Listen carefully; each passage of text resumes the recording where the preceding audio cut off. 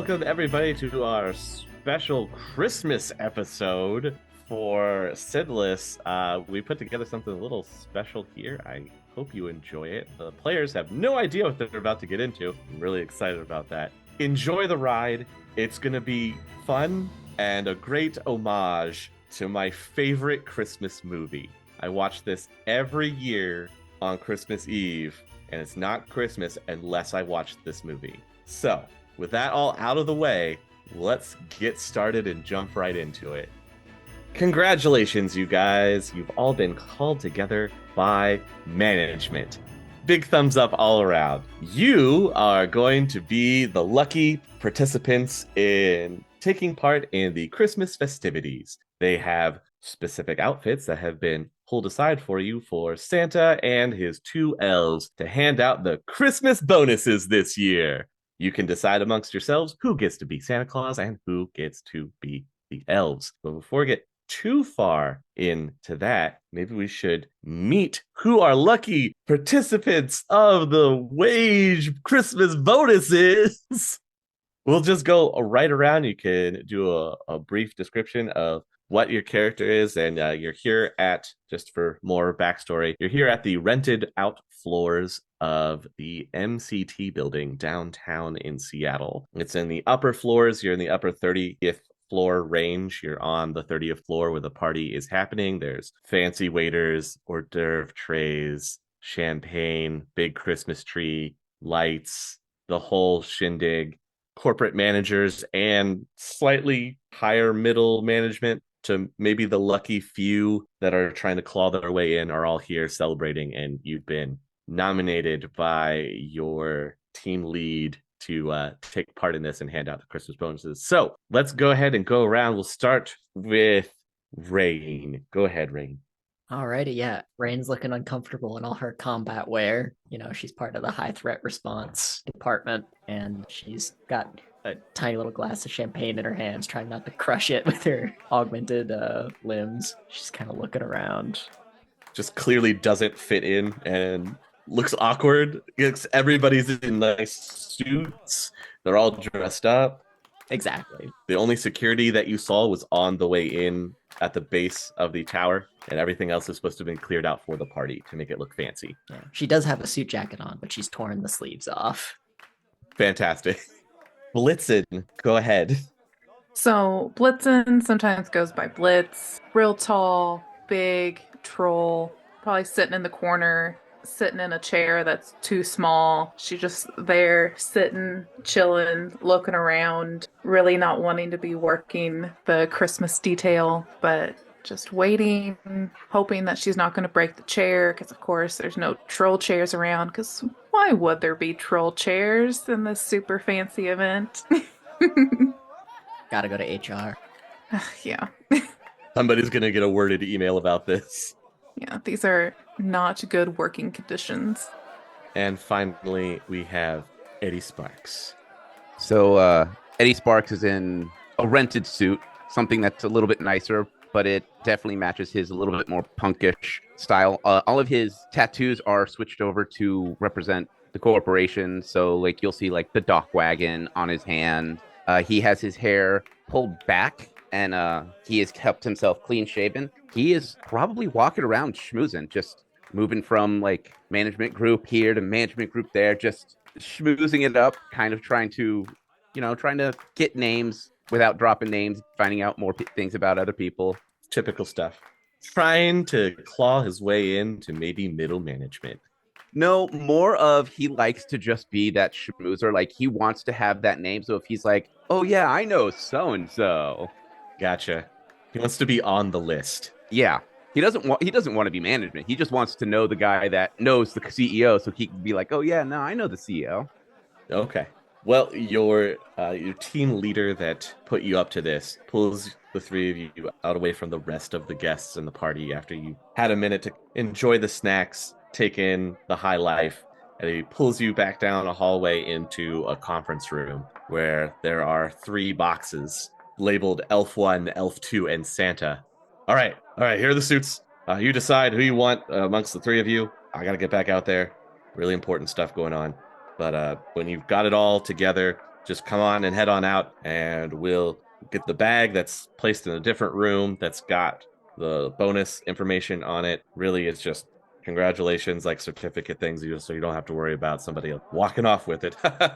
Wouldn't that be hilarious? Anyway, so figure it out amongst yourselves, and when you're ready, just come on out. Give us a big ho, ho, ho, whoever decides to be Santa Claus, and we'll get this whole shindig started. Christmas bonuses for everybody. And by everybody, I mean management, mostly management. All right, good job. And then he shuts the conference room door and heads on back to the party. I immediately look at Eddie and say, so we're agreed it's Blitz and Santa, right? I mean, I'm cool with that. You cool with that, Blitz? Yeah, I'm fine. I can be holly jolly. You know, I don't have a beard, but that's probably in the box, right? Well, I mean, if we gotta, we could always just start ripping out stuffing out of these seats. Easy enough. Glue it on. Sure. Do you want to pop the boxes open and take a look at what you got? Absolutely. All right. Both the elf costumes are nearly identical with their cheery green and red motifs. Yes, you have little jingle bell frills on your waist and on your shoes that you'll be wearing as well. There are even prosthetic ears if you want to put them on. You don't have to. Some people might find that offensive. But they're there just in case, and you have the little pointed hats as well. Santa, you have the jolly big red suit, a pillowcase to stuff up under the shirt to give more of that jolly Saint Nick stomach that he's got from all those cookies. Yeah, that's I want to be careful about my words here.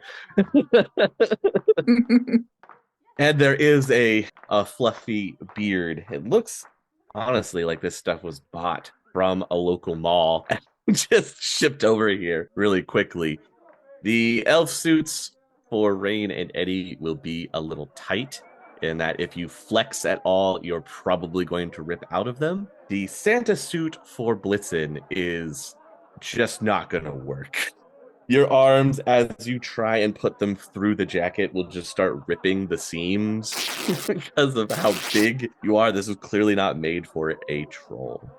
So what do you all want to do now, seeing the difficulties you have with your suits? Are there any curtains in this office by chance? Or like a couch or anything? There's just the seat covers you could try and rip off. Are they red? They are black. This is a typical office conference room. They have those regular terrible office chairs that they just buy in bulk. They don't care about comfort. They just care about having them. Well, we could always try a little bit of surgery, and I flick out one of my hand razors. Like, let's just make the suit fit, make some cuts, you know. Eddie's going to grab the elf shirt that he has, and he's just going to start ripping the sleeves and make it sleeveless. So, this way we got some extra fabric. Great idea, Eddie. I rip off both of my sleeves. Ooh, I got an idea. He's also going to cut the pants just at the knee so that they're tight-fitting shorts. They're like almost shorts or capris. What are we going for here? Above the knee shorts. But he's going to make sure that they're form-fitted, because since they're already. Okay. Going Santa and his hoochies, it sounds like. And I'm here for it, to be honest. I mean, to be fair, Santa does go ho, ho, ho. We just need one more elf. I guess I'll just change it to ho, ho. What is even happening? I guess I'm a hoe now. I fucking rip the pants at the knees to match Eddie. Eddie, you trendsetter, you. You're getting it all together. All right, you have all this extra fabric now. You can kind of layer it and then awkwardly tie over Blitzen's ripped sleeves. We do our best patch-up job, make it look as much like Santa as possible, but it's rough. Also, unfortunately, the thing that is going to probably bother Blitzen the most is the shoes just don't fit. Yeah, Blitzen's just not going to wear the boots. She's just going to wear her own boots. Also, the elf shoes are a little uncomfortable. Going barefoot. Going barefoot, okay. Can we at least take the buckles off the Santa shoes and just kind of drape them over? Drape them over your feet. Yeah, you could do that. Sure. Make it look more like wraps on your feet with the. Okay. Just something to complete the look, you know? Sure. Well, you're put together. It takes you a little bit to get it all set and look passable. You're happy with your handiwork, but anywhere else. So are you ready to head back out to the party and give everybody that Christmas cheer? Absolutely. And I look at Eddie and say, we're doing the flex, right? We both flex in front of Santa. Oh, absolutely. And then Eddie is going to trigger his dynamic hair. So now his hair it's going green to red, and then it's gonna have stubble that does the same thing. Fantastic. So it just like a pattern just rotates on your face from your stubble to your hair. Yeah, it's just that it's going from green to red, just that slow fade, so it has that Christmas feel. Fantastic. All right. It sounds like you all are ready. Anything else you want to do before you open that door and head back to the party? No? Good. Okay, great. Right as you go for the door, you have your hand on it, whoever's first, and you've turned the handle, you're ready to open the door. It gets just cracked wide enough to where you can hear the startled sounds of people screaming and then automatic gunfire going off. And looking down the hallway very quickly, you can see a large group of at least 10 to 12 armed individuals herding everybody into the main area where the party was taking place. And there's a group of at least 5 or 6 that look to be coming down that hallway that you were escorted down and are busting open rooms on the way and dragging out who's ever in those rooms to bring them out into the main area. They haven't got to you all yet. It looks like you still have some time. What do you want to do? I would assume Blitzen would be the first one out. So seeing the people, she's just gonna go, ho ho no, and stun bolt one of them that she can see. Just gonna straight try and stumble one? Yes. Okay. When you do the stun bolt, just point it down the hallway at one of the guys as they're branching off into different rooms, and it looks like something slaps him hard against the face, and he takes a minute to right himself and then starts looking down the hallway with his automatic weapon, whipping it back and forth, looking at where that possibly came from. What do the rest of you want to do? You know what they say, when in Rome. And I take out an Uzi from somewhere and rack it. You wouldn't have your weapons with you. I actually have a question on that. Since my weapon is a heavy guitar, would I carry that? You would not, because you're just supposed to be giving out gifts and saying Merry Christmas. So you actually have no weapons. I still have my spurs. You still have your spurs, though. Yeah. Okay. Those they can't remove. They've just asked you politely to please don't use them. Please don't use the spurs. Okay. I'm going to wait until they get closer and then grab them and pull them into a room. Okay. Well, they're going at least 2 or 3 into a room at a time, and they have automatic weapons. Just pointing that out. Eddie is going to take a quick glance around to see if there's any air ducts or side exits or places that we can. There is an emergency exit to the stairwell directly, not across from you, but it's the last door in the hallway, and you're right next to it. I'm going to look at Blitz and Rain. So, I have an idea. How about we slip out and make it to where we have to deal with them one at a time? Because if they come in all at once, 3-on-3 ain't a bad fight, but they got guns. And I don't know about you, but my fleshy bits aren't bulletproof. Mine are, but I see your point. Let's chat. Let's do it.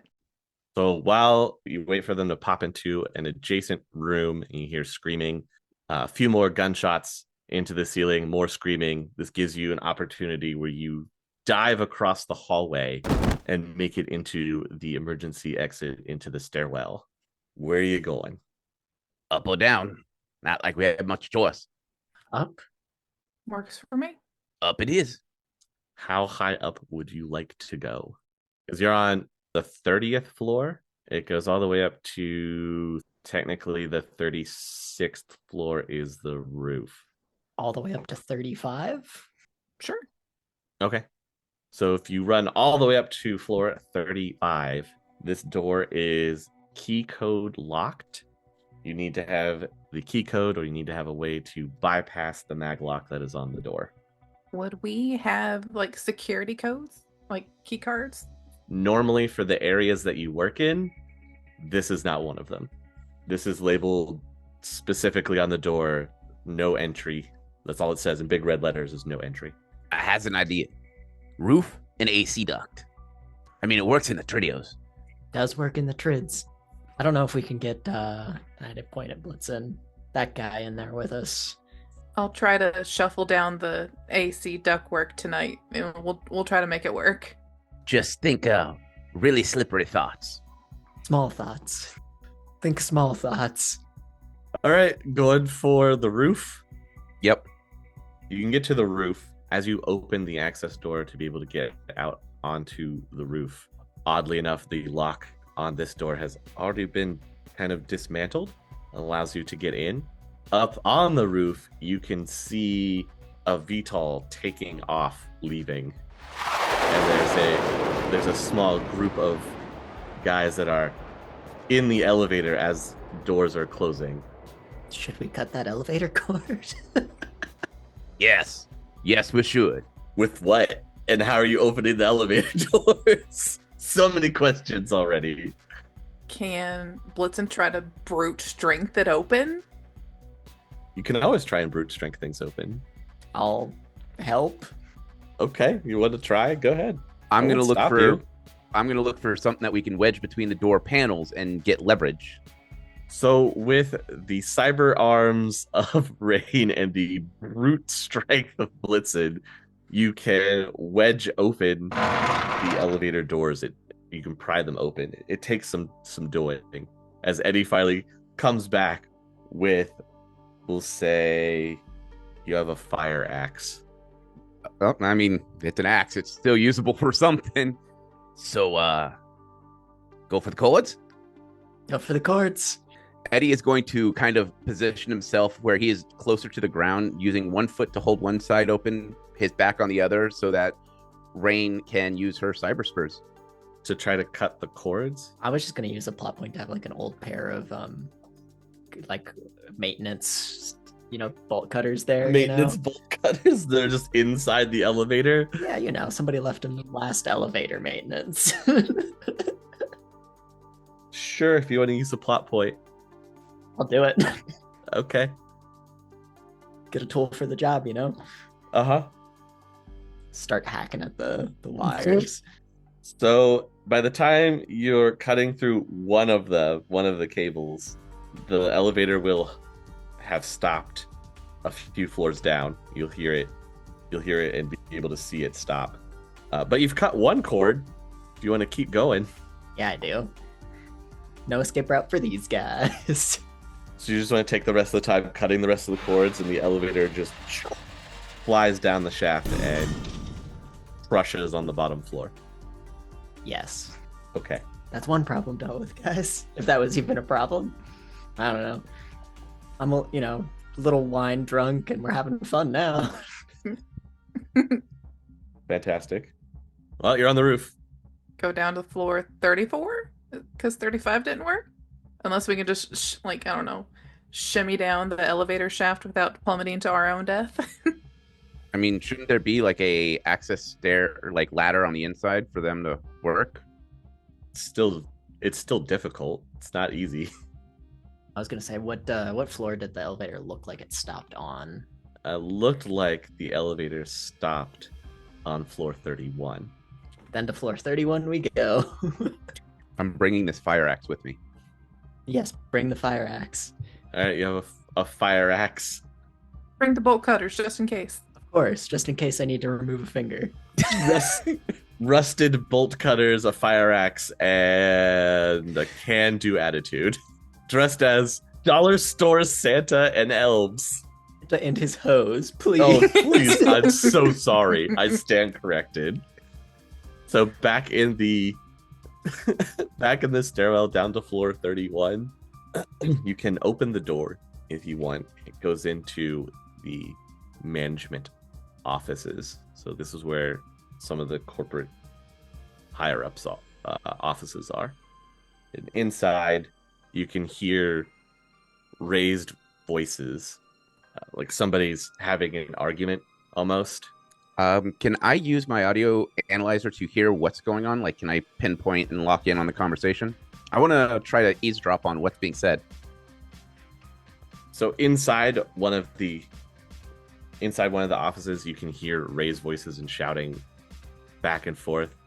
And you hear the argument that's happening is something about codes or a combination, something to do with a vault.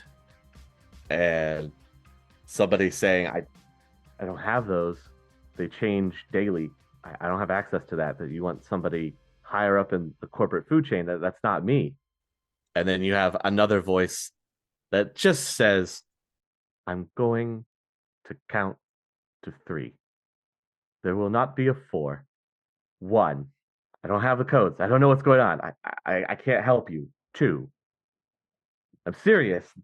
You'll never get in the vault. There's nothing I could do about it. 3. There's a long pause, and then a gunshot. Okay. Can I see if there's any spare, we'll call them mercenaries on this floor? They're mercenaries. Hanging out by themselves or in a pair. So there's 3 guys that are standing outside of the room, kind of keeping an eye out over everything. And then there were 5 people inside the room. Now they're minus one people, and you don't know what they have. You can't see them. You can only see the 3 guys standing outside, all carrying good old trusted Ares alphas. I think that we should try to take a few of these guys down, get their uniforms, whatever. I assume they're wearing masks. No, they're not. They're not even wearing uniforms. They're just wearing regular street clothes. Okay. That complicates things. All of them do have a subvocal mic around their neck, though. Well, we gotta start somewhere. We need information. What the fuck is going on here? All right, so you're having this conversation about what to do and eyeing the guys. Eddie and Blitzen just kind of bump the door open a little bit more than they should, and it happens to make kind of a squeak noise. And you hear the 3 guys, huh, what's that? And they all turn in your direction. Eddie's going to look at Rain, Blitzen, pick up the axe, flick it out to where it's like head out, and just shrug of the go for it. Go for it. Eddie's going to run in yelling Merry Christmas. So he basically will turn the corner and be like, Merry Christmas, as he is running straight towards them, like axe in the ready. Okay. Blitzen will follow, and I guess we'll go right, and we're doing another stun bolt. Brains down the middle. And Hayes, you are Rain is first. So you rush in right from the door, your adrenaline kicking in, propelling you forward over some tables and obstacles right to this goon. Hand razors ejected and slashing away. Cutting across his chest and his face. There's droplets of blood going left and right. He is still standing, but he is cut up pretty badly. I'll take it. I do a smooth backflip off and get ready to go again. All right, we have the middle corporate security guy, or the middle security guy just freaks out and decides to fire off his automatic weapon right at the guy charging at him with a big fire axe. Just fires a burst at you as you come running, rips through your suit, giving you some lovely bullet holes, a little bit of blood, and then it is your turn. So you go for the swing and he sees you coming, telegraphing your attack. The guy just jumps back slightly as the axe flies across his midsection, just barely grazing him. Next up is the guy that was engaged by Rain. He's going to try and knock you out.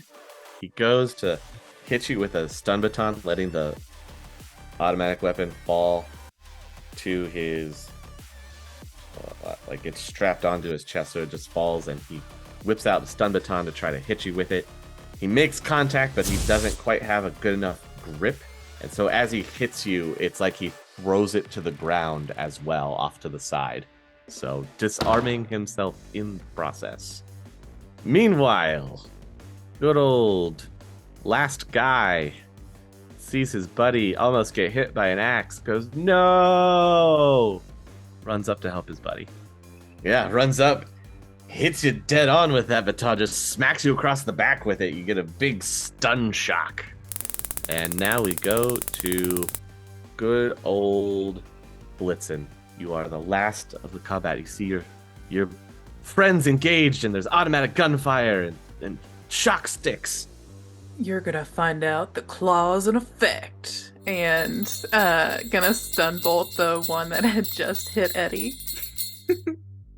He runs up to help his friends, does the smack, and then you run out, give him the line, and it's like something hits him hard in the side. He jerks to his side. Ah! What the frag? That takes us back to Rain. Alrighty, I'm gonna try to make this guy's insides outsides. Ooh, still with the claws. Still with the claws.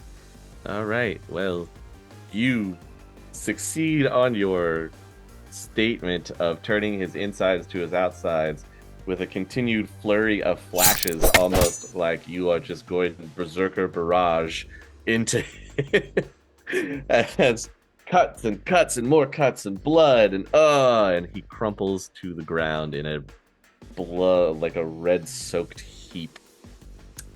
Excellent. As you cut him up. I'm going to grab his gun off the ground if I can, or just yank it off of him. It's strapped onto him. Okay, I'll leave it for now then, and I'll jump on this next guy. So you down his one friend, then immediately turn, leap over, and join this weird melee that is now erupted onto the floor. And rip into the side of this guy's face, just gouging into him. Blood starts pouring down the side of his face. Going straight for the eyes like you're supposed to. Ah! Just like they trained you in self-defense class. Exactly.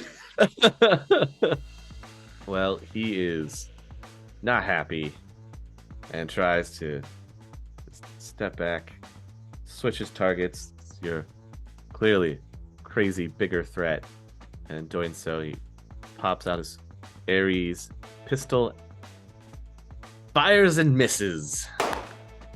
Heck, yes. Just tries to hip draw on you and take a quick shot, and it goes wide.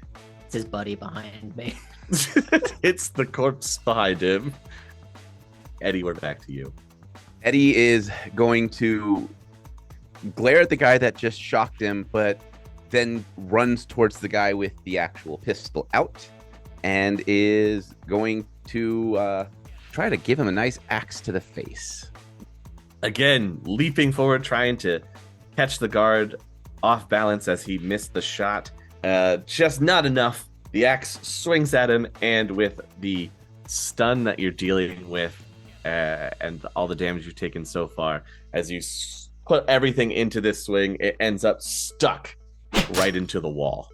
Eddie is going to look up at this guy and, anyone ever tell you got some pretty eyes?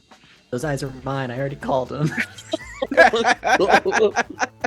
His buddy, seeing what's going on, takes a step back.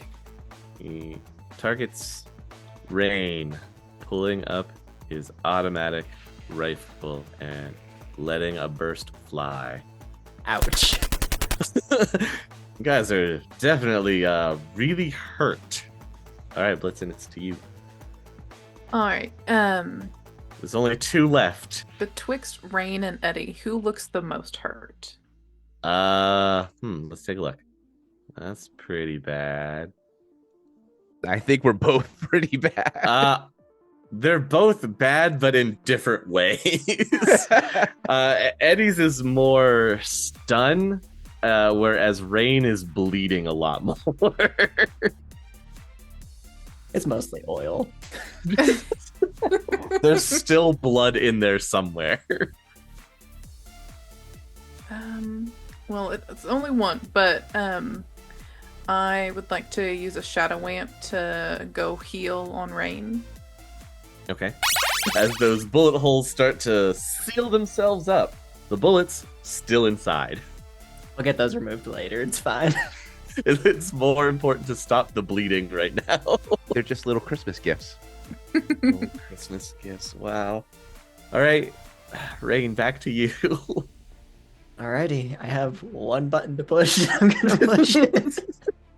I'm gonna deal with this guy with the rifle though. Okay. I only have one button, and it's death. And it's Jingle their bells. You got this, Rain. I am gonna jingle their bells. Running over to the guy with the assault rifle, you manage to get some cuts into him as he throws the assault rifle down, so it gets caught in the harness as he tries to dodge away from your barrage of hits. He is still standing, though. He's not getting away that easily. You go right for the jugular, able to rip his throat open as he gurgles, clutching to the ground, blood spilling across his person. Thunk down onto the ground. I wave it at his buddy. You're next. All right. Well, that leaves the only standing security guard, who is just all kinds of upset now, or our infiltrator here, and he just screams out, "Ah!" and then pow, and tries to fire off a few pistol shots into Eddie. And he goes to shoot at you, and as he does, his gun jams, and it is in your turn. Eddie is going to look down at the gun expecting to get shot. So Eddie looks down, hears the click of it jamming, and then looks at him, and then goes to disarm him. Just full body tackle him to the ground if I have to. Oh, wow. So both of you are in just a grapple match.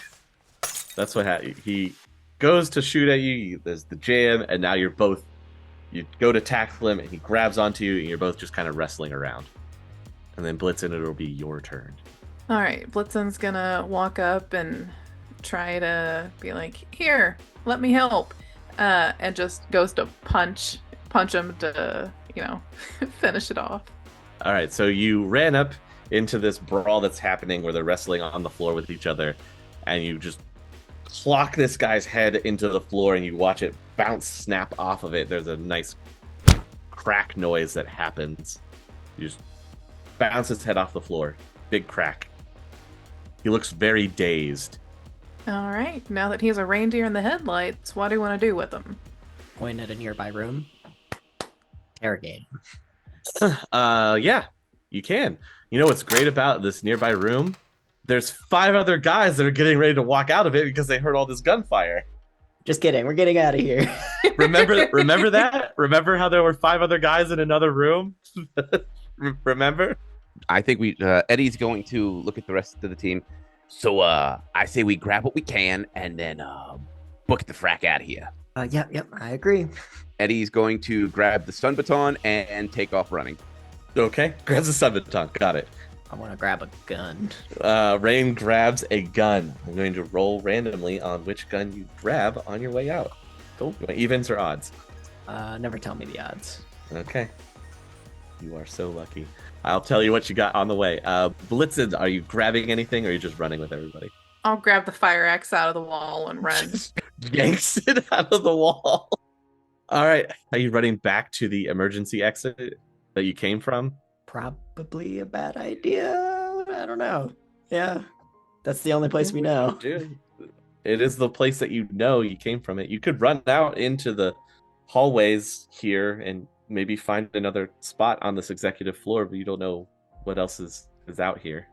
Yeah, it feels like there's heat on this floor, so maybe let's go up or down one. All right, so running back to the floor as you hear someone shouting, "Get them!" And then you hail of bullets start coming your way as you dive into the door. Are you going up or down? Down. Works.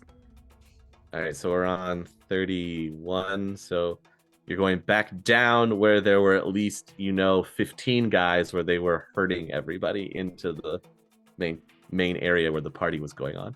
That's what down is. The elevator went to 34, so we were on 34. No, the elevator went to 31. You decided to walk down to 31, and then you saw that. So if you go down 1, you're back where you started. Okay, up to 32 then. Okay. So you run up the stairs to 32. The door is easy to run into. When you run into this floor, the first thing you're going to notice is there aren't walls. There are skeletons of walls, as this floor is still under construction. So what would you like to do here? What in the absolute dreck did we walk into? Like, I mean, I'm all full like fireworks on the holidays, but not when they're aiming at me. I have no fucking clue, Eddie. Let's fucking get away from the armed men chasing us real quick. Rain, on your way out, you were able to unclip one of the Ares assault rifles. It still has 15 rounds in it in the magazine. So you can switch it to single shot if you want, or you can keep it on burst. If you keep it on burst, you can burst 5 times and you're out of ammo. Okay. Sounds good. Or you could click it over to full auto and sweep away if you want. We'll see what I'm feeling. Okay. Are there any medipacks or anything around so that I can find me a slap patch to get rid of some of this stun? Oh, yeah. There are no medical packs that you can see on the wall here, possibly because the floor's still under construction. Or, seeing Eddie go around to try to, find something, I'll be like, oh, yeah, hang on. And I will try to do a heal on them. Okay. While they're doing that, I want to jam the stairwell door shut. What do you want to jam it shut with? Is there just like some extra drywall or planks or something? There is construction material here, so yeah, you can brace it on your side. No, all good. Yeah, I just grab something and jam it in the handle. So you've got some lumber that you've just jammed up under the handle so it doesn't move. You can hear the footsteps coming up the stairs. So, Rain, are you still hurting pretty bad? I'll take a heal if you got one for me. All right. You see me aiming the gun at the door, ready to go. So, I left my comm link in my other pants. So, how are we going to get a hold of whoever we got to get a hold of? And we should probably not be standing here. We should probably find a place to hide. That I agree with. And if we're going to get a hold of somebody, we got to find them in this building. I mean, there are phones on desks that are up here. I mean, there's stacks of phones where they're supposed to be, eventually plugged in, as this is looking to be some kind of office suite that's being put together. So, or we can just take a desk phone. Not one of those. I don't know how that. It's up to you guys. I'm just giving you what's around you. Well, let's fucking hide first. So deeper into the floor under construction, find a little stacks of lumber to bring them together as barricades to hide behind. Is that what we're doing? Yes. And then what? Hook up one of the phones and try to reach out to maybe whoever. I mean, who do we want to call? Maybe our boss, since they're the one that set us up on the job. Or if nothing else, Lone Star, maybe? I don't know. Your boss, who set you up on the job, would be on the 30th floor with the other guests. Remember? Because they were the one that gave you the suits and told you to get dressed. We're calling Lone Star, I think. All right, so you look around a little bit, try to find what you hope is a working outlet to plug into, and you go to make a call, and the line is dead. That could be our fault, but cut cables, jammer up, maybe. What if we run down to the first floor? Maybe if everyone went upstairs. I don't know if they're holding up the whole building or what, but at least if like front desk is still there, maybe they can make a call. Or So I'm going to give you this tidbit of news since you come up with that idea. You all came in from the landing pads on the higher floors and came down to here. So from the roof where the landing pad is where you originally came in and then were walked down. The lower floors of the building have been completely sealed up for the evening so that nobody can get in and out. And right now, floors 1 through 2 are supposed to be operating on a zero zone policy, thanks to good old MCT for your protection. Just thought I'd throw that out there for you. Am I the only one that thinks that our bosses are kind of dumb? Yeah, yeah. yeah, they're dumb. Can I go around and see if there's any like rope or anything? Because if nothing else, we can always just try to like rappel along the side of the building, just get the heck out of here, because they don't pay us enough to like deal with this crap. We can just say frag it. Plus, well, we technically have the bonuses. We could just cash the bonuses ourselves and just, get the heck out of Dodge. And They were in a big Santa bag that were in a different room on the 30th floor, remember? You were supposed to do the surprise and they were going to bring out the bag for you to hand out. And it wasn't actually, the money wasn't in it. It was just like a Voucher that's like, this is what you're getting. Congratulations. You're so special. Okay, I know we're kind of going a bunch of different things. Going back to the phone call that we overheard, or technically Eddie heard that. I don't know if he relayed that to. Eddie heard that whole conversation. Yes. Would any of us know about any vaults in the building? No, that's not part of your pay grade. You're here for the party.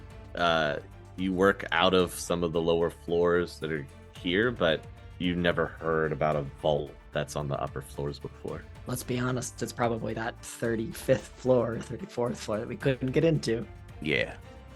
I mean, we have a fire axe and we can just try to, brute force our way in, I don't think that's gonna happen. Are we now talking about switching sides here? Like, are we gonna go work with the guys that are robbing our own company? I mean, I'm fine with that, but I just want to make sure we're on the same page.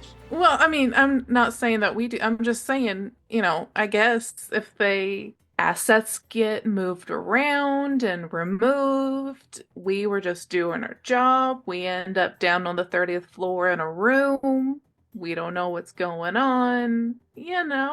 Merry Christmas to us, Do you have vault codes? I don't have vault codes. We have an axe and fists and claws. I don't think it's going to be good enough for a vault. No, I think we have to take these guys out one by one by one until we get to the bottom of this problem.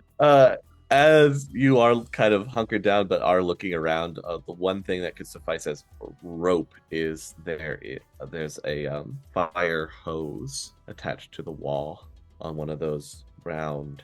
So Get that and, wrap it around almost like a, like a boa, just. just draping it over yourself, just wrapping the whole. Okay, so you now have a fire hose as rope. Always go down, cut a hole in a window, and get a few floors lower and take them by surprise.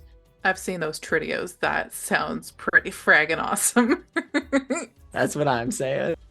Christmas coming early this year. Or you're falling off the side of a building. Whatever. Okay, it's okay. That's what all the cybernetics are for. I don't have any cybernetics, but That's what all the magic is for. I'm built tough. I'm sure I could. Well, maybe not 30 floor. Maybe not 30 floors tough. Just aim for that convenient dumpster full of cardboard and foam. Yes, if video games have taught me anything, you can jump off any height as long as it's into something soft. There's a cart of hay at the bottom of the tower. Oh boy. Well, what do you want to do? You can hear banging against your makeshift barricade on the door. I think we get off this floor and try to take it by surprise. That's my best idea so far. Sounds good to me. Let's do it. Okay, where are we going to go this time? Out the window to a different floor. Out the window to a different floor. Yep, we're using that rope. Hey, I'm just going to point it out before we go out a window. You still have that empty elevator shaft. We'll go down the elevator shaft. You would just have to pry the elevator doors open. There's a lot more construction here, so it's actually easier to open the elevator doors on this floor than it would be on the other ones where it's actually finished. Yeah, can I use a plot point to have an elevator key in the thing? That makes it so it Automatically unlocks. I know what you're talking about, yes. it unlocks the mechanism so you can just slide them open. Sure. There you go. Spend your plot point. Done. Spent. Say, all right, we'll go down the elevator because going outside the building was frowned upon by God himself. Common sense says no rope, no way to stick to the outside of the building. How are all three of you going to descend a floor and not plummet to your deaths? We have the fire hose. Shadowrun magic. And it'll be a Christmas miracle. No, elevator shaft makes a lot more sense. So I'll use the key and slide the doors open and Okay. take the key with us. Oh, smart. All right, you have the elevator key now, and the elevator's open. Are you going up or down? I mean, we sent the elevator crashing to the bottom floor. Uh-huh. So, I mean, we could technically go all the way to the first floor and just frack off and just leave. I mean, if you want to walk out into a MCT zero zone, you absolutely can. Oh, the first floor is a zero zone. Okay, yeah, never mind. First and second floor are zero zones. Yeah, don't want to do that. I hear it's a great time. Why not? If we think the vault's on the 35th floor, we could go up there and the elevator key will at least get us in that room and we can surprise them if they're coming for the vault. Worth a shot. Don't see why not. They might have automated defenses, and then we get the problem of the going first floor, second floor. Yeah. Only there was a way to find some clues out from the elevator shaft, like looking around for some air ducts or... All right, fine, I'll bite. I look for an air duct. I mean, they are there, but I don't think Blitzen is going to fit into an air duct. All right, Scooby Gang, we're gonna split up. Ruh-roh. Right now, I think Rain being human, right? You're human. Yeah. You are the only one that could probably fit through. Eddie might be able to fit through, but he would be real snug in there. And then Blitzen, just you're a troll. It's not happening. I got good stealth. I'll climb around the vents on the 31st floor and do some scouting, maybe? 31st floor, where the manager offices were, where they yelled, "Get them!" and you had your little gunfight. Or the 30th floor where they're holding everybody. 30th floor. Okay. Are the two of you just going to hang out here on the construction floor, or are you going to go? I was thinking about hiding in the elevator shaft, because at least that way... Just hiding in the elevator shaft, just holding on to the sides. There's no elevators, so you don't have to worry about that. I mean, exactly. And if we've got the key, that means that they can't open it. And who would be dumb enough to hang out in an elevator shaft? I don't know. I wouldn't do it. But yeah, you can. If that's what you want to do, just close the elevator doors. As Rain goes off on the adventure through the lovely ductwork all the way to the 30th floor. Yeah. Okay. So you make your way down. It takes a little bit, some shimmying, some sliding, but you can make it back to where you can at least get eyes on through the vents down into the, I want to say like the great room, basically, where they have the tree and the decorations and everything, and everybody's kind of huddled in there. And you have at least 10 guys on the perimeter, all armed with their sub-vocals and their automatic weapons. Everybody seems to be corralled in here. And then you've got the one guy just walking around kind of away from the rest of the hostages. He has a pistol out and he's just kind of waving it around at them. And he's saying something. I don't know if you want to try to listen in or not. I will listen in, yeah. Okay. So it's like he's just addressing the crowd, giving them an update. I wanted this to be professional, efficient, cooperative. Not a lot to ask. Alas, one of your managers didn't see it that way, so he won't be joining us for the rest of his life. Now, if everybody could just remain calm in the building, understand that we have complete control over the area right now, then we can get done what we have to get done, and then you can all go about your lives like nothing ever happened. It'll be a fun story to share at your next corporate retreat. Just stay out of our way, and we don't want any heroes. Speaking of, if anybody knows anything about some individuals that were having fun on the 31st floor, I would be greatly appreciative of hearing about these people and how we could possibly go about contacting them to let them know that they could be putting you all at risk. Think about it. And then he just kind of walks off. He's got two other guys that follow in behind him in tow. Can I try to follow them in the vents? Sure can. So following them back, it looks like they go into one of those office areas that's still on that same floor, and they're just talking back and forth about the vault that is supposed to be here. A big payout. They're going to steal all of that Christmas bonus that is supposed to be coming to everybody. They want it for themselves in non-traceable certified cred sticks. The best way. It's just they need to get through the vault. They don't know how. And they've got somebody working on it, apparently, as they speak. I will make my way back to Blitzen and Eddie then. Okay. Blitzen and Eddie, you can hear noises coming from the open air duct, and eventually you see Rain's face pop out from the air duct that she went into. Welcome back. Thank you.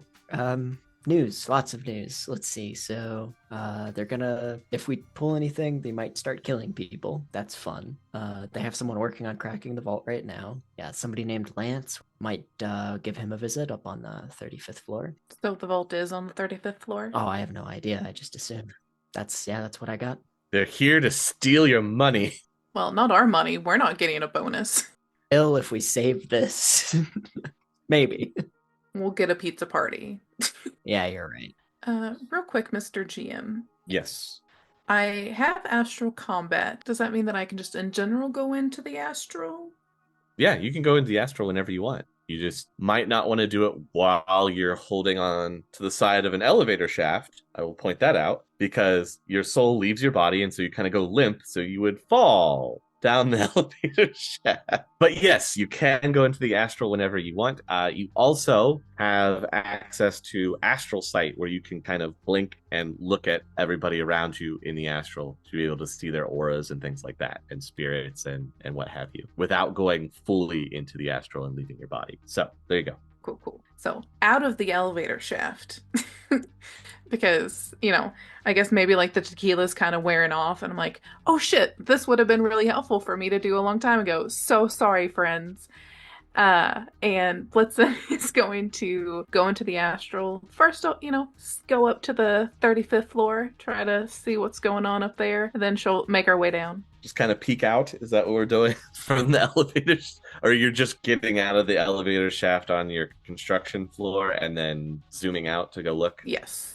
Okay. Yeah, you can astrally project up into the vault area. There are two auras here, like two life forms, and there's also a spirit. It's like the spirit is just kind of patrolling the room, just kind of flying around. It's just like a little bat with one eye. That's what it looks like. Then, mental note, have that in there. Go down to 30th floor where people are. Yeah, lots of people. Very bright.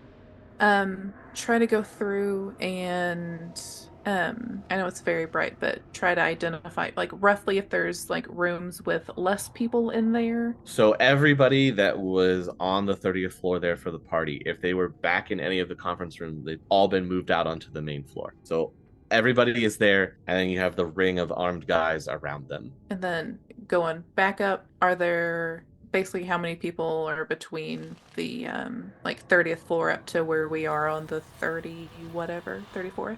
So you guys are on the 32nd, the under construction floor. The 31st floor where the interrogation and everything was happening, there's nobody there now. The 33rd floor, there's nobody there. The 34th floor has 5 guys in it, or 5 life signs in it. Then the 35th has the 2 plus the weird bat creature, and that's it. Everybody else seems to be down on the 30th. Okay, so snap back to my body. All right, more news. Vault is indeed on the 35th floor. There are 2 people and a bat spirit up there. There are 5 people on the 34th floor. Pretty much everyone else is on the 30th floor.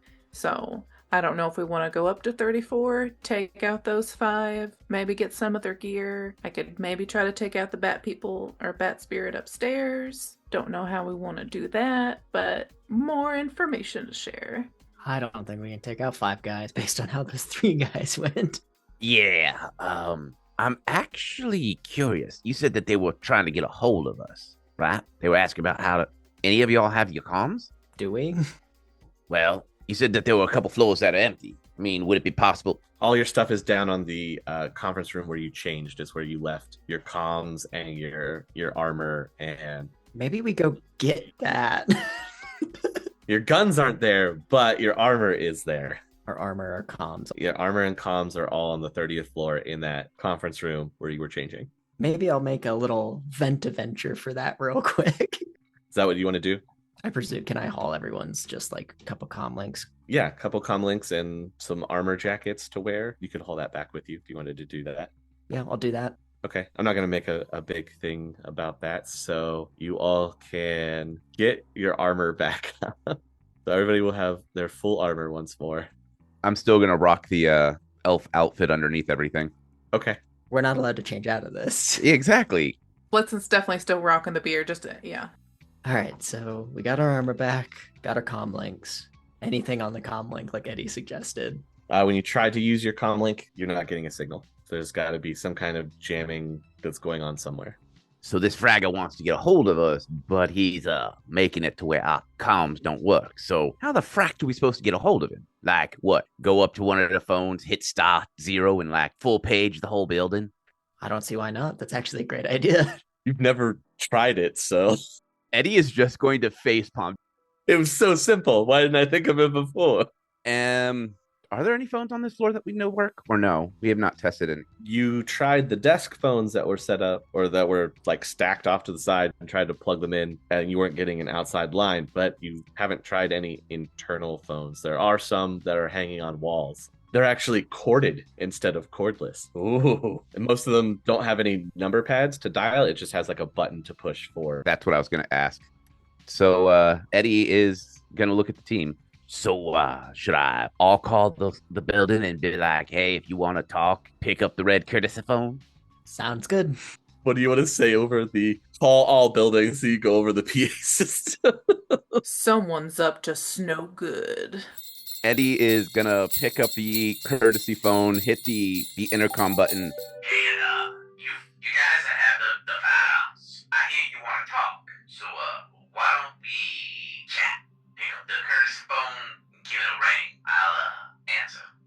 Within a few moments, it's going to light back up. Eddie is going to pick it up. Soybucks, how can I take your order? Very amusing. Who am I speaking with? Well, most people call me Eddie. What's up? I see, Mr. Eddie. No, not Mister, just Eddie. I see. Why don't you and your companions bring yourselves down to the 30th floor and join the rest of the party? All you have to do is sit here and just let us finish our work, and we'll be out of here, not bothering anybody. Well, you see, I'm actually just curious why you're here. Like, why strike now? It's Christmas. Nobody has high security response prepared for Christmas.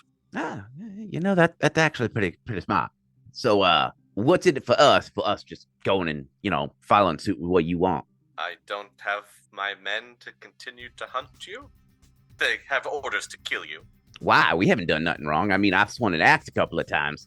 There are the 3 dead people that are 4 dead people that are on the 31st floor. I did kill one of them, but the other 3 was with a gun battle, and there was some screaming, very messy business. Now, I can normally let that slide, but unfortunately, one of my compatriots here is very upset that you happened to kill his cousin. Well, I mean, you could always tell him it's one less Christmas gift he's got to buy. I tried to explain that in a very humorous way, and he was not satisfied. Now, see, that tells me that if we surrender, your friend's gonna be like pissy, and then he's gonna try to hurt us, and that kind of puts a damper on the holidays for me. There's that possibility he might try and hurt you, to the point of may lose a limb, but you'd still be alive. What with technology is the way it is today, right? It's no big deal. Now, Eddie's got a counterpoint. What if, now hear me out, we just stay hidden, let you do your bits, and you just leave? What's to say you'll stay out of my way and not further entangle yourselves into my affair? About the same as much me believing you was gonna let your friend not harm us. Fair. Well, I guess we will continue this game of cat and mouse, and it is my turn. So, Eddie, run and hide, little mouse. What, Blitz? is that Lance? Hey, is your name Lance? No, but I'm very curious as to why you ask. Oh, you sound like a Lance. I do not sound like a Lance. A Michael? No. A Steve? How about George? You don't really sound like... If you want to make this just personal, my name is Heinz. Ah, nice to meet you, Hans. Like the ketchup? Yes, like the ketchup. I didn't say that. It's just for the listeners. Yes, like the ketchup. All right, so, have fun. Merry Christmas. And he's gonna hang up. Okay. So, our options are go down, surrender, and possibly lose a limb because some dreckhead we apparently murdered his, offed his, whatever you want to call it, cousin, or we continue to play cat and mouse. I like the second option. I think we could deal with those fuckers on 35. Put a real big wrench in his plans, eh? Yeah, because I could go try to take care of the spirit, and then, granted, I don't really do this very often, but maybe I could also just try to punch the other people that are in there while I'm in the astral. I don't know. I don't really do that too often. I'm mostly just sitting around punching and carrying stuff, but it comes in handy sometimes, I guess. I have this now, and I hold up the rifle. That'll help. So, we ruined his Christmas Eve or his Christmas Day. Yeah, we ruin his Christmas Eve. Sounds good to me. Okay, so we're heading up to the 35th floor now. Yep. We're crawling our way through the elevator shaft. Yep. Okay. Are you gonna try and stealthily open the door somehow, or Would it be smarter for me to try to do astral combat before we start to go up so I don't accidentally whee and fall down the elevator shaft? probably? I mean, the only thing you're going to be able to interact with is that spirit that's floating around. Yeah, I was going to try to dismiss it or banish it, punch it in the face, do whatever I can to make it not be a problem. Okay, so punch it in the face really hard, Yes. but in the astral. So punch it with your mind really hard. Yes. Yeah, you could do that. You just want to sit down and fly up. It's just a small little bat creature that just kind of flies around the room, one big eye just dancing back and forth. In the astral, I'll just go and just try to punch it in the face. Okay. So you just appear in front of this bat, and before it can do anything, you punch it hard in its eye, and you watch it just evaporate as it tries to screech. Your astral fist connects, and it just kind of pops. We have cool timing where it pops and then we slide the door open. You would have no idea that it pops because you don't have astral sight, so you'd have to wait for her to come back. Just for the cool factor. Well, I'm sorry, I have to ruin your cool factor here. As soon as it pops, I'll, go back down. I'll be like, spirit's gone, go, go, go. And then also try to start going up. Like, I assume that they'll be able to hear me, so then I start to try to go up the shaft. Okay, so Eddie and Rain will be able to get into the room first before anything else. Yeah, I'm cool with that if that works for you, Eddie. Yep, works for me. So you have one person that's kind of sitting in a chair that's slumped back. Their arms are hanging at their side. They almost look like they're asleep. And then this person standing guard over them is what you can see. Have they turned towards us with the elevator sliding open? Or They haven't noticed you. okay. I'm gonna get as close as I can and then turn the assault rifle to full auto. All right. So you pop out and you flick it to full auto, fire away if that's what you want to do at this person. So you just hail of bullets at him. As he turns to look at you, all these bullets are hitting into the heavy armor that he's wearing. They're doing impacts and they push him back a little bit. And then you just hear him just roar out really loudly. And he rushes right at you. So he comes running at you with this staff that he's holding that looks like he has a death grip on almost, and just whacks you in the side with it.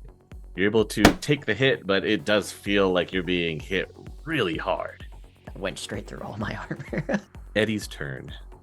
Eddie is going to run up next to the guy and is going to grab that stun baton he's carrying and just aim for the guy, any like fleshy bits that he sees. So eyes, mouth, nose. Whatever you can get to. Yeah, whatever I can get this stun baton on. All right. Well, you run up and you're just trying to find a spot to hit him at the stun and just kind of bouncing off his armor. You're not quite getting it into an open spot well enough to do anything to him. Rain is down to you. Hand razors out. I'm gonna try to. Claw his face off, huh? Yep, claw his face off. Go ahead.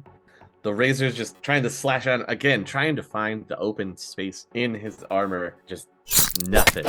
Doing that, just bouncing off. In fact, while you're trying to do the claws, you accidentally hit the magazine release on the rifle, and the magazine with the 5 rounds left in it falls and clatters to the ground. Well, that's not good.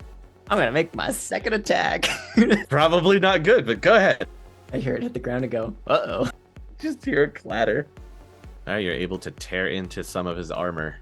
You're ripping pieces off, creating some holes in his armor, but it still looks like he's going pretty strong. And he's just gonna keep wailing on you. He seems solely focused on you, like doesn't even realize that Eddie is right there next to him as he just, again, screams out and swings this heavy staff that he's got. Luckily, you're able to dodge out of the way of this swing instead of getting hit in the same spot in the stomach again as he wound up to give you the same hit. You were able to dodge under it, seeing him telegraph it ahead of time. And very Catherine Zeta-Jones, this whole thing. Blitzen, you can now come up from the elevator shaft and enter into the combat. So you've already rolled, so you'll take that initiative spot and go ahead and go. All right. You see this big burly guy in heavy armor with a big metal staff. It almost looks like it's just a giant piece of rebar that he's wailing on Rain with. Well, looks like I came in at the saint nick of time and gonna stun bolt him.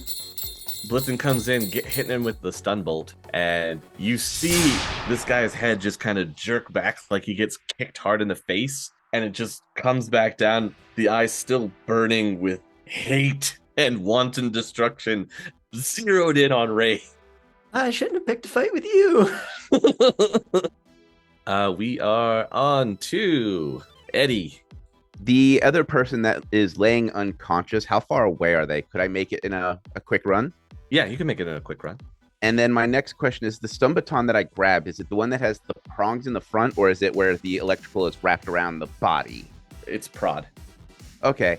Eddie is going to run up to this person that's unconscious and stab this stun baton into their throat and just turn it on at full power. Okay. There is a large, blue flash from you doing this, and you see this person's eyes fly open, and they let out a scream immediately before falling over on the chair, falling out the side as their body convulses, and they just kind of wiggle around on the floor. Rain, it is back to you. Go down, big guy, go down. It's time to go night-night. Oh, wait, I'm sorry. It's time to go silent night. That was forced. I'm sorry, everyone. You get the claws in. You're able to put some damage on his exposed face as he still continues to rage out at you. He's still standing. You make your second attack. Come on, go down. As I'm just punching him over and over again. Punching him with razors. Yeah, with razors. All right. You're taking out more and more pieces from his face as your fingers continue to rake over it. His face looks like it's shredded, but it doesn't look like it's bothering him. However, in his defense, he will drop the metal staff at your feet. You hit some nerve as you're raking him, and it causes his hands to shudder, and they release their tight grip on the staff as it clatters to the ground. That's something, at least. All right, that's me. Okay, and now he goes to just straight punches. And you're able to fend these off a lot better than you are the metal staff that he was beating you with. Hard to stop a metal staff with just your body. Easier to stop punches. Blitzen, we're back to you. All right. So it's switch into punches. All right, get ready for me to deck your hall. And going to move up and punch him in the face. Ooh, joining the melee. Terrifying thing to have a troll punch you in the face, I'm sure. Would you like to use your edge? I have already used my edge, so Okay. I know. Well, you go to punch him, and unfortunately, you're just misjudged where you wanted to hit, and you're hitting him in the armor, not even distracting him. Eddie, what would you like to do now as you have the other person convulsing on the floor? How close are they to the elevator? So in the picture here, the elevator would be here. Okay, so I would not be able to tackle him and push him through the elevator. Not without pushing Rain into the elevator as well. All right, so Eddie is going to come running up behind, and he's going to try to jump on the guy's back and shove the baton into the back of the guy's neck. Okay, you're on him, not necessarily maybe the way that you wanted to, but you are on his back. Not standing, but more kind of grappled around his side, and I am monkeying on his back. yes, you are monkeying his back. I am going to start trying to jab the baton into his neck. Okay. Again, just not finding that open spot where you're hugging on the side, holding on, you see the blue shocks going off, but they're just kind of bouncing off of his armor. Rain, can you take it whole? I sure as fuck hope I can. Or else it's going to be a big problem. Yeah, it is. Okay. So while you're spinning around, throwing these claws into him, cutting him up and everything, you inadvertently scratch Eddie as well. So Eddie, I've given you one hit of physical from the swinging melee here and everything. Eddie deserves it. It's cool. He's still standing. Would you like to use your second attack? Yes, I would like to use my second attack. Swing away. All right. Finally, after all of that, stab your fingers down into his face, and he just kind of hangs there for a minute, gurgling, and then slowly crumples to the ground with both you and Eddie kind of laying over him. I take my hands out. Eyeball still stuck on one of the spurs. Thank fucking God he finally died. I say we throw him down the the elevator shaft. Make sure he stays down. I agree. All right, say no more. And Blitzen will pick him up and then just throw him down the elevator shaft. You hear a satisfying crunch a few moments later. Gravity does its job. Should we do her too? And I point at the decker in the corner. Without even saying anything, picks her up, throws her down too. Okay. All right. So our job's here's done. I mean, there is the vault. I mean, I could actually one moment. And Blitzen would like to go into the astral. Can she go into the vault to see if there's anything in there? No, the vault is warded. Hmm. If you want to break the ward or try to break the ward, you can. Actually, you should do that because it'll get mage security on us real fast. And that'd be a good thing for us right now. Yeah, so I'll just try to, I don't know, I guess try to. Just go into the astral and punch the ward a little bit. Okay, sure. So you're punching this ward, trying to knock it down in the astral, and all of a sudden, I mean, to you, all of a sudden, it's been in the astral. It seemed like it's been a little bit, whereas them in meat space, it'll be seconds at least. Someone else appears in the astral, and without saying anything, you just watch them wave their hands, and this big circular spell starts to manifest, and they're throwing it at you in the astral. Would I have time as I see them doing that for me just to pop back into my body? Yes. I will give you the opportunity to dodge out back into meat space as the spell goes off. You have no idea what it does because you just got out of there. So a spirit came here. I don't know if spirits can hear us, but hey, spirit, we need help. There's people down on the 30th floor doing real messed up stuff. Help. Corporate security involved. Call Doc Wagon. Call Lone Star. Eddie is gonna walk over to where the decker was at that. Like, is there a computer right there? There was a jack. They were jacked in. It's probably toasted. You think? You held the rod against their neck and just pressed the button down. Is there any type of like silent alarm or like, alarm system that I can just pull a switch or hit a button? I mean, Stuffer Shack has the hidden alarm button underneath the desk. They have it underneath the desk, but this is a vault, so it works a little differently. There isn't a button necessarily for you to press.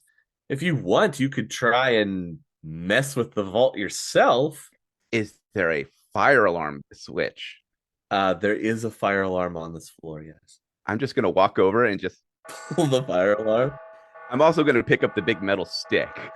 Okay, you take the big metal stick. I would like to put my magazine back in my gun.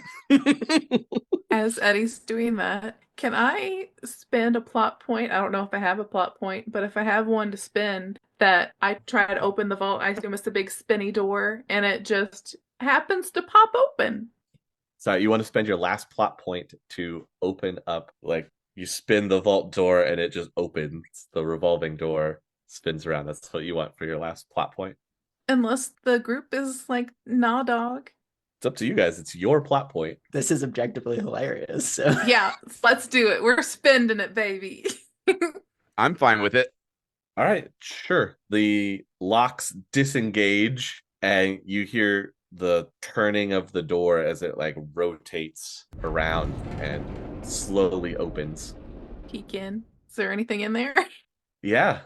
There are 2 server stacks in here. And then there's safety deposit boxes. You know what I'm talking about? That have the keys. There's a wall of those. That's all that's in here. Is you have the safety deposit boxes and the 2 server stacks.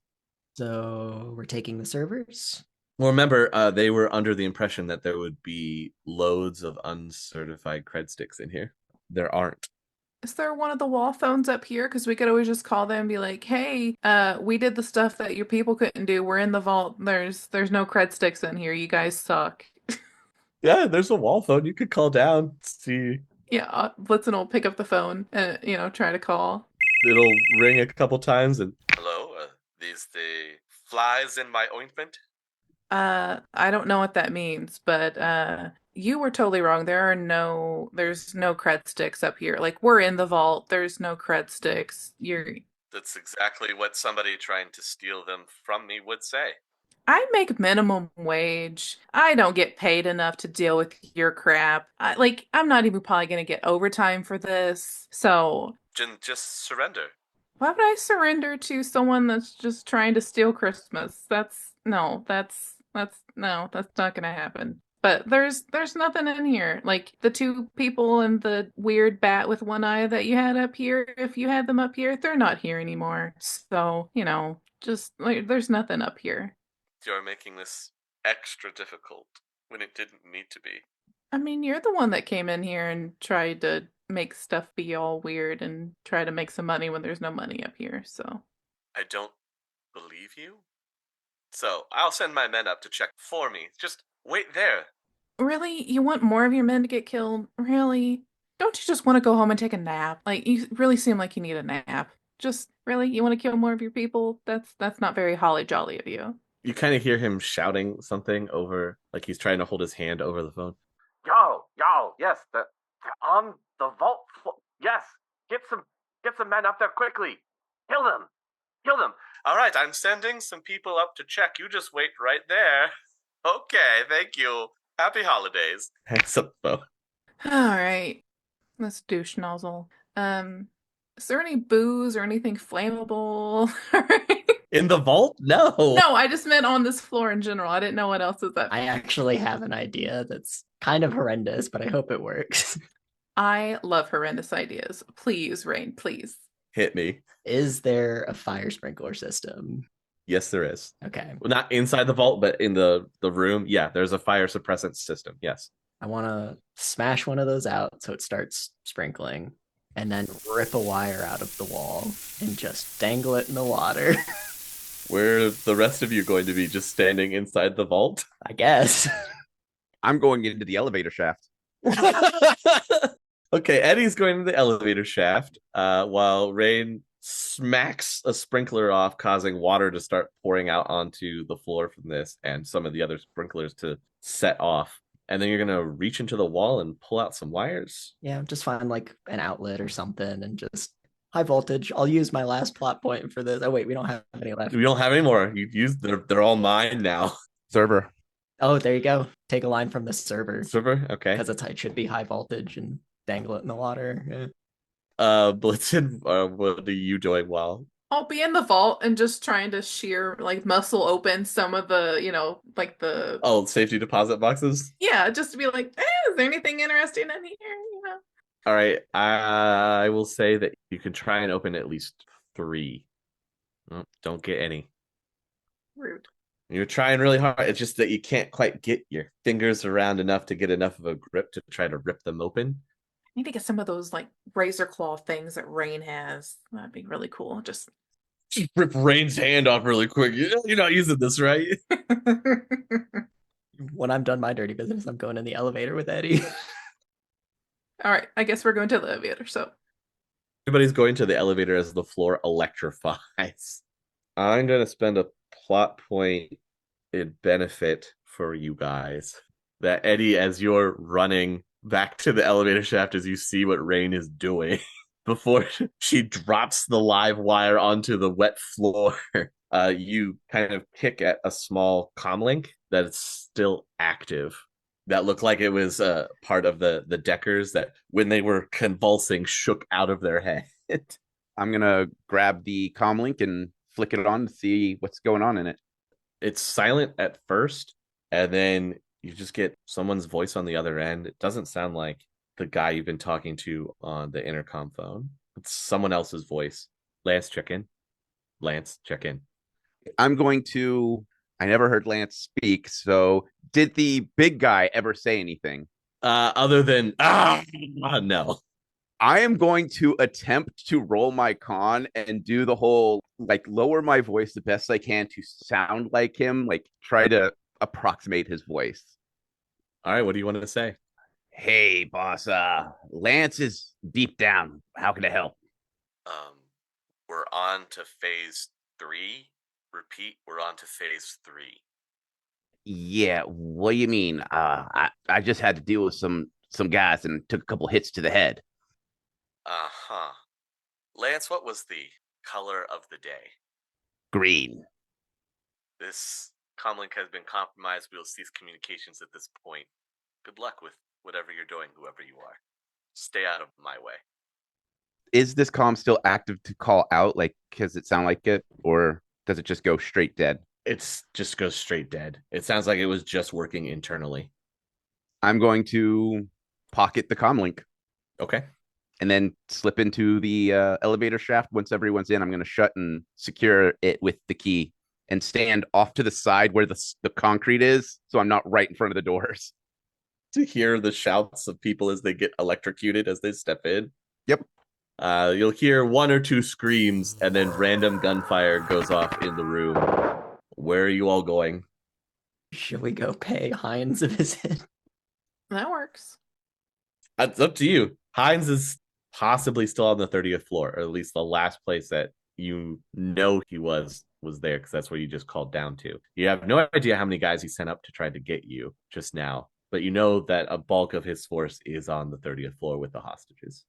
Would we be able to maybe stop off on the construction floor, and then I will hop back into the astral just to try to get another count of how many people are on each floor, how many people was sent up, and then floors downward. Yeah, if you want to go to the construction floor and then hop off and kind of look around on these upper floors that you're on, you can do that. Looks like there are 4 guys in the stairwell that are headed back down by the time that you're in the construction area and back in the astral. So there's still 6 plus Hans down on the 30th floor. I mean Hines. Dang it. We're not getting sued. Legally distinct. Legally distinct Hines is still on the 30th floor with 6 of his other goons, and 4 guys are making their way back down these stairs. So I know they're supposed to be, like, not there, but if I go floor 29 to 3 because 1 and 2 are supposed to be a no-go zone, and I don't know what would happen if I would try to go in a no-go zone in a spirit, and I don't want to do that. Okay, so stay away from floors 1 and 2, and you just want to quickly fly down the rest of the building. Yeah, just to see if there's any, if there are any people on those floors. Sure. Yeah, actually, there are 2 people on the 25th floor. If I go down to the 25th floor, can I try to get a sense of their auras and all that good astral stuff? Yeah, you can astrally sense them if you want to. Yes, please. Okay, you've never seen their auras before. Both of them are pretty heavily cybered, and they're both healthy, and they're both mundane. They're not awakened. That's all the information that you can get from them. So I'll pop back in my spirit. Pop back into your body. Yeah, there we go. Sorry. I'm in the holiday spirit. I'm just, so into it. Pop back into my body. I will let everyone know everything that I saw, people on different floors. But the most important thing is there are 2 people on floor 25, which could be interesting. I have not seen them before. They're cyber, mundane. I don't know why people would be on floor 25. Could be those people on the comlink Eddie just talked to. We want to skedaddle our way down there through the elevator shaft to see maybe what's going on down there. I think we do. We have nothing but time, Are the fire alarms even going off at this point? Yeah. Okay, then. There's the dull kind of sound. Yeah, let's go make some friends. Spread Christmas cheer. All right, so you're making your way down to the 25th floor. Yep. Okay. It's a little bit of a climb, but you can make it. When you exit out onto this floor, it's mostly office space. It's like a cubicle farm almost, but there's manager offices around the outskirts. And one of the offices, you can hear people inside. I'm going to try to eavesdrop on that. Okay. Are you guys trying to get closer to that? I have audio enhancements. Well, I meant for the other 2. You can hear from further away. I'll be super sneaky about it. Blitzen is not stealthy. She's going to stay there, but she is going to try to... I will not be super sneaky about it. Blitzen as Rain just knocks over a bunch of stuff from a desk, and everything clatters onto the floor. Oh my gosh, there arose such a clatter, but I still wanted to try to heal, because Rain and Eddie are still kind of not great. It's still kind of not great. So I was, keep forgetting. It's like, oh yeah, I should probably do this. So I'm going to try to heal Rain a little bit. All right. Are you going to try to do it for Eddie? Yeah. All right. And just as you do that, the door to this office flies open, and bright lights are shined right into Rain's direction as you hear the sound of a shotgun being racked. And then you just hear like a muffled voice, like it's coming out of a voice modulator almost. Who the frag are you?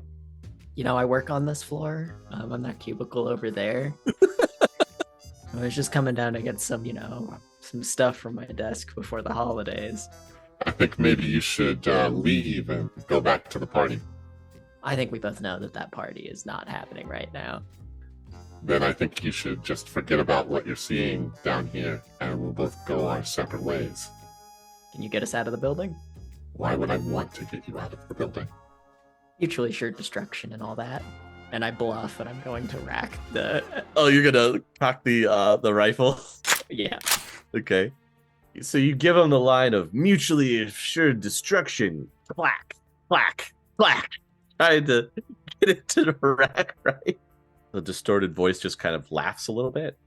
I think you should just stand out of my way and let the professionals finish their work. Eddie is going to come up, hands up with the clearly unarmed. And he's just going to slowly reach for Rain and just start to slowly inch her back and be like, look, buddy, we don't want any problems. We have enough problems with the mustard guy. Or is it the ketchup guy? Mr. Ketchup?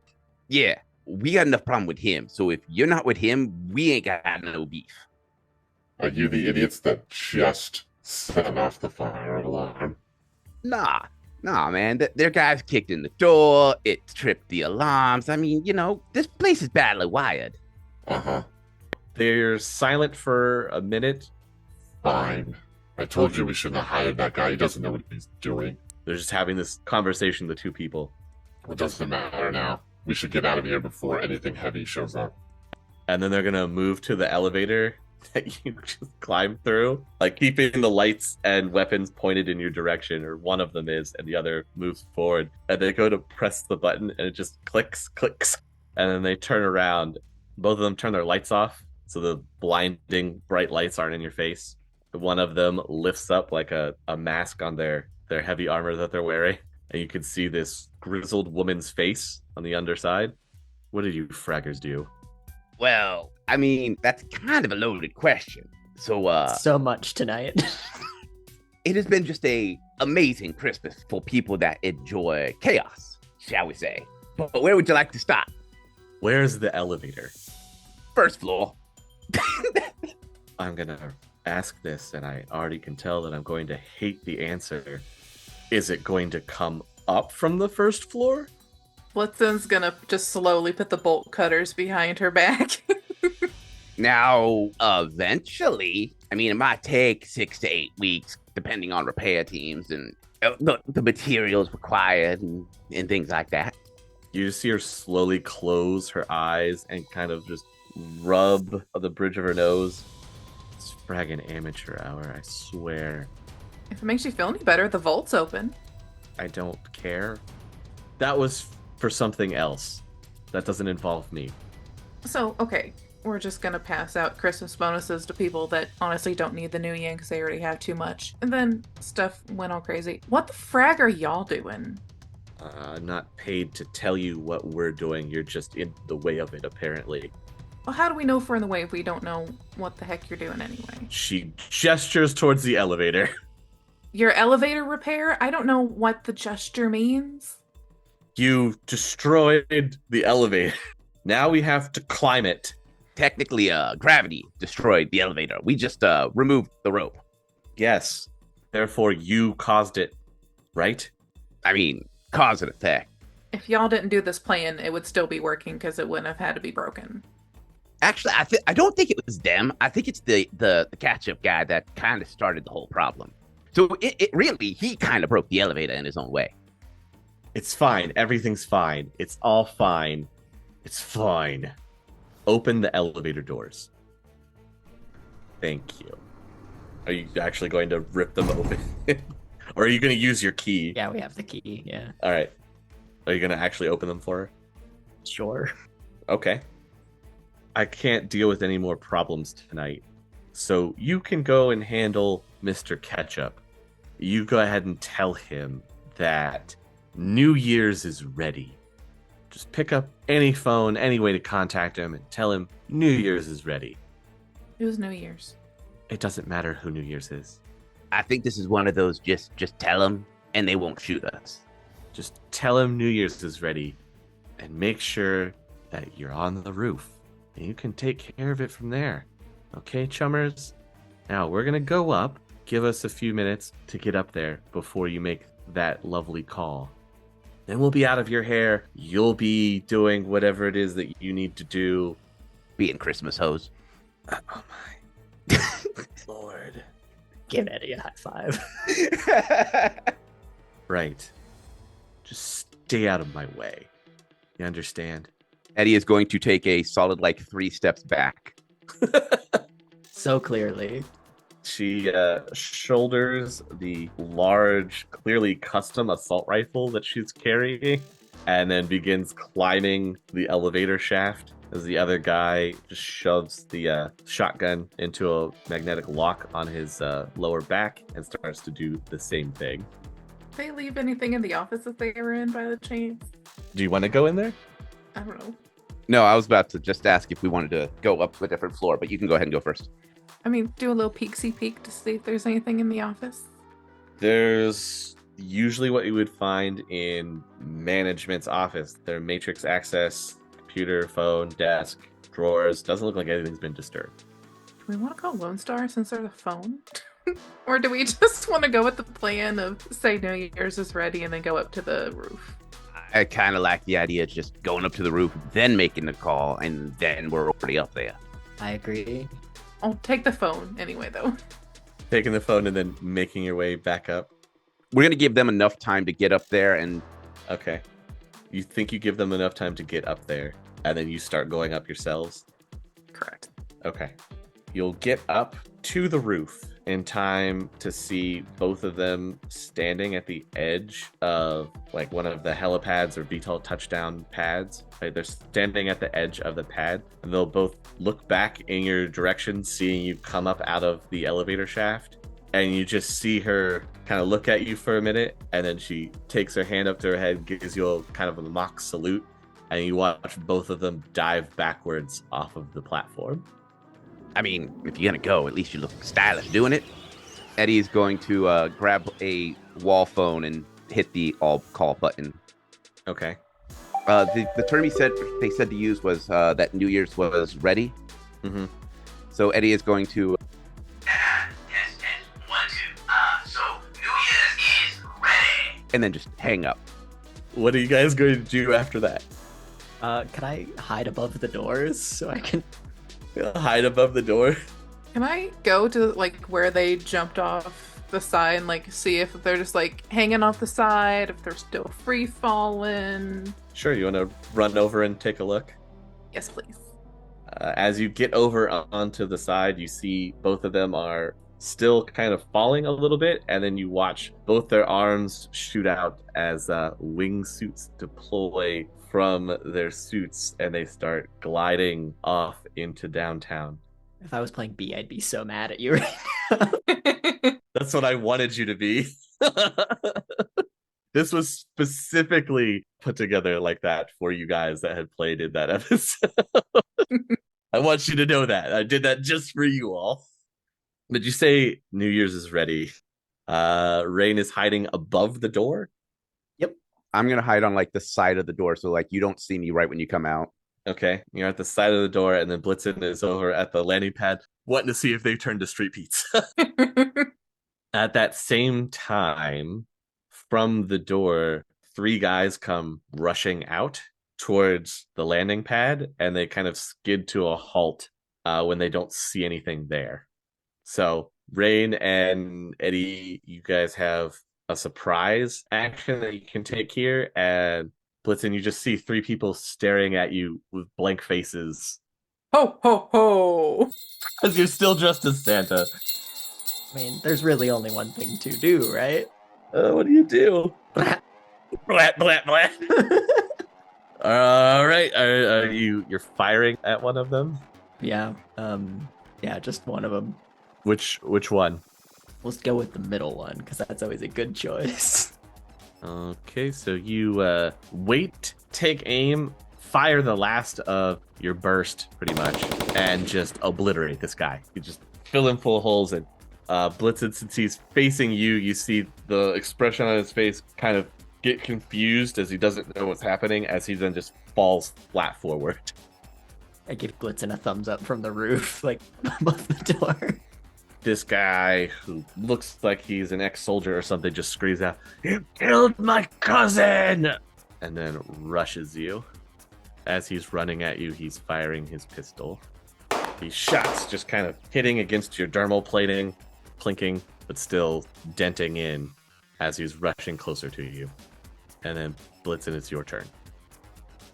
With him just right in front of me. He's just running at, well, he's like a step in front. He's running at you, firing his pistol. So, with him like running at me, I'm going to try to just be like, "Here comes Santa Claus," and grab him and just try to throw him off of the building since we're still next to the edge. Okay. So you step forward to try to use his momentum to kind of roll him over you and maybe throw him off the edge, and instead he just lands next to you. Didn't quite get enough of the roll, and he maneuvered with you to stand still next to you. Kick him with my boot. Great, I know it doesn't do any damage. Just be like. Then Eddie, it is your turn. I didn't give you a surprise action, so you have a surprise action and this turn.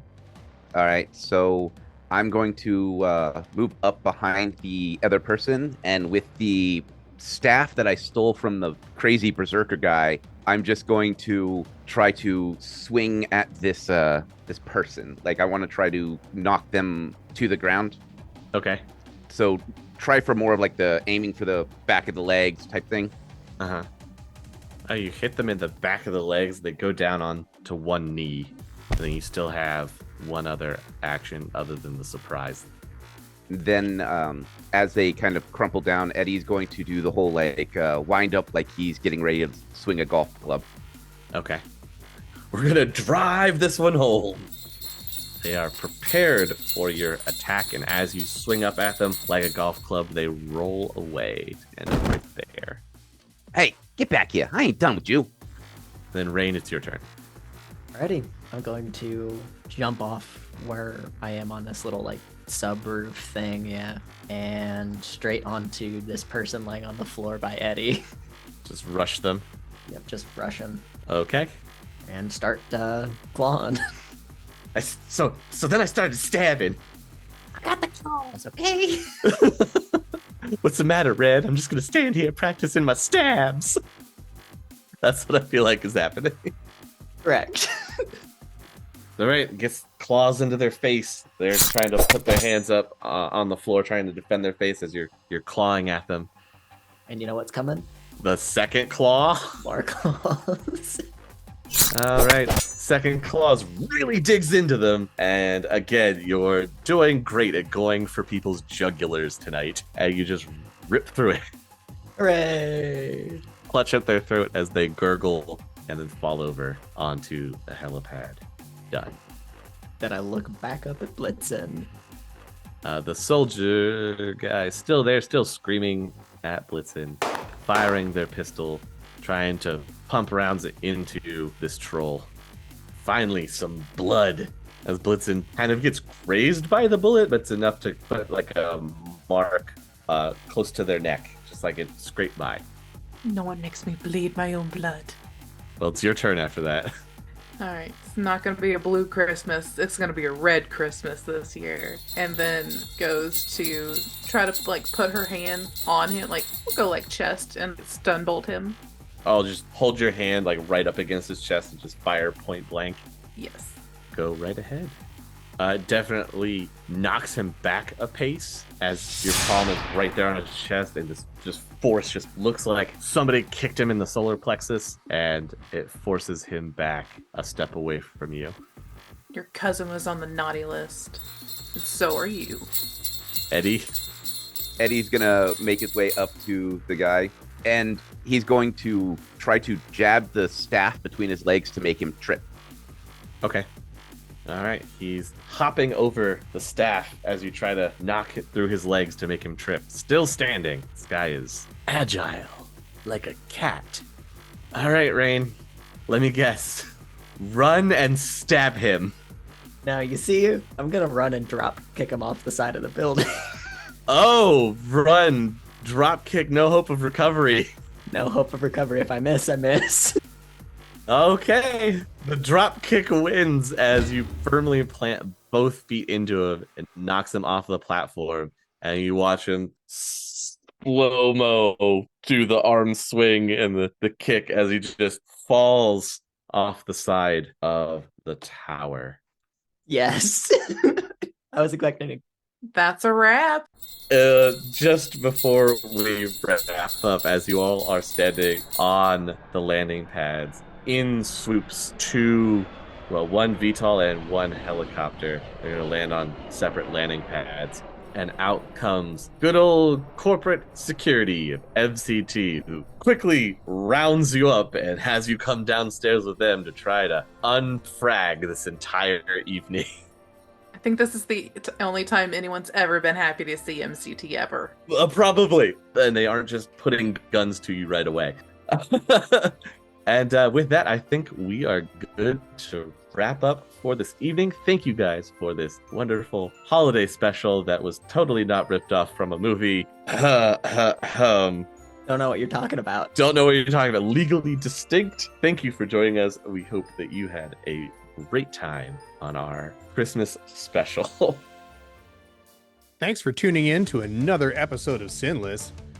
As always, we appreciate all of our patron support. After all, we couldn't make this show without you.